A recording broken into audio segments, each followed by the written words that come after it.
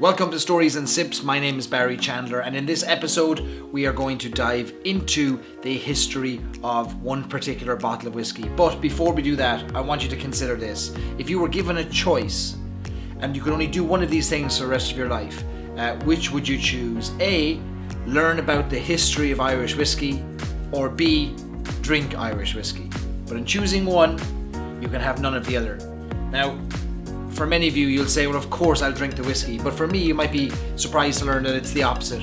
If I could only do one of those things, it would be to learn about the history of Irish whiskey. So fascinated I am by it, and have been for many, many years. I've always been interested in history, but the history of Irish whiskey seems to be particularly a particular draw for me. Growing up so close to the famed Middleton distillery in County Cork really lit that fire under me.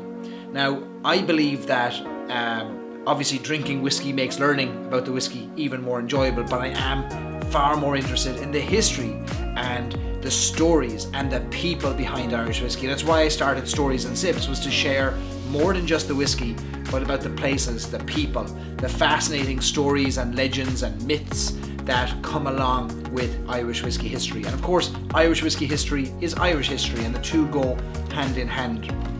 Now, I'm very drawn to whiskies that do have a story, that have an authentic story, that have a history. And I have to cast my mind back to the late 1990s when I was working in hotels, and I remember a very wealthy American guest asking me if I'd ever heard the story of the most expensive bottle of Irish whiskey at the time. And I thought he was referring to Middleton Very Rare, but he wasn't. He said there's something more expensive called Dungourney 1964, and I'd never heard of it. And he explained to me that the Dungourney River was the river that runs through Middleton, and they named this bottle of whiskey after the river. And I was fascinated by this, and he said there's a lock on the side of the box so that the owner can lock it and prevent people from taking his whiskey. And I was blown away by this. I couldn't believe that such a thing existed. Fast forward 20 plus years, and I finally managed to get my hands on a bottle of Dungourney 1964, and including the lock on the side of the box, which is really interesting to me, really fascinating, and really special.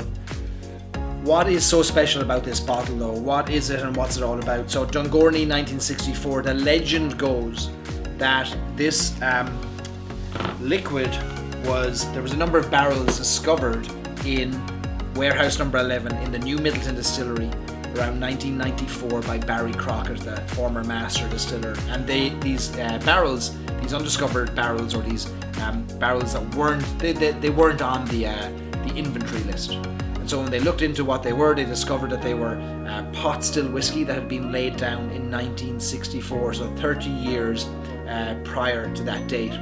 What's super interesting is that they would have been laid down by Barry Crockett's father, the master distiller before him, Max Crockett, in the old Middleton distillery, which was at the time part of the Cork Distilleries Company. Long before it became Irish Distillers, Max Crockett was distilling on behalf, or as the master distiller for the Cork Distilleries Company. So what an amazing story that in 1964 Max Crockett lays down this incredible barrel of whiskey, and then in 1994 his son discovers a few barrels of it hidden away in warehouse number 11 off the books after Pernod Ricard had taken over Irish Distillers, and these were probably some director's inventory or director's barrels that wouldn't have made it onto the inventory list back in the day anyway, and now they were available to bottle, and bottle them they did. And so they bottled this 30-year-old single pot still. Let's see it here, we'll take it out. And this would have been a kind of a lighter style of single pot still whiskey than we may be familiar with today, but a remarkable whiskey nonetheless that, if you think about it, distilled in 1964. In 1964, Sean Lemass was the Taoiseach of Ireland. It was only a year since John F. Kennedy had been shot dead in Dallas. 1964, what else was going on? Irish whiskey, the industry was on its knees. There was very little production happening. In fact, they were down to a number of weeks per year that distilling was happening. Yet in 1964, this whiskey was distilled. In 1964, you would have had talks would have started to happen between the owners of the three main distilleries in Ireland, Jameson, Powers and the Cork Distilleries Company, about what they were going to do about the declining Irish whiskey industry. It wasn't until 2 years later that the Irish Distillers Group was formed that brought all three companies together and moved Jameson and Powers from Dublin down to Middleton. But remarkable that this bottle survived. At the time it was released in 1994, it would have been extraordinarily expensive, about £300, which would have been well out of the range of most people at the time, because Irish whiskey was not thought of as a premium product in the mid-1990s. In fact, Dungourney 1964 was only sold in retail outlets, travel retail, so airports. So it was really just wealthy Americans were picking this up because they liked the fact that it was maybe a higher priced product, something maybe similar to the pricing of scotches or fine wines they might be used to. And so the Irish mostly overlooked it. Now there are about 1,200 bottles ever bottled that we know of. This is bottle number 922. And for me, it's just a very special bottle. I can tie it back to that question I was asked in the late 1990s, the fact that Max Crockett distilled it, Barry Crockett bottled it, and Barry Chandler's going to drink it. I think it's a really, it's a story that I can definitely buy into. So I love seeing the history of Ireland and the history of Irish whiskey through individual products, and delighted to get this into my hands. I'm often asked with whiskies like this where it'll go in my collection. I don't have a collection of Irish whiskey.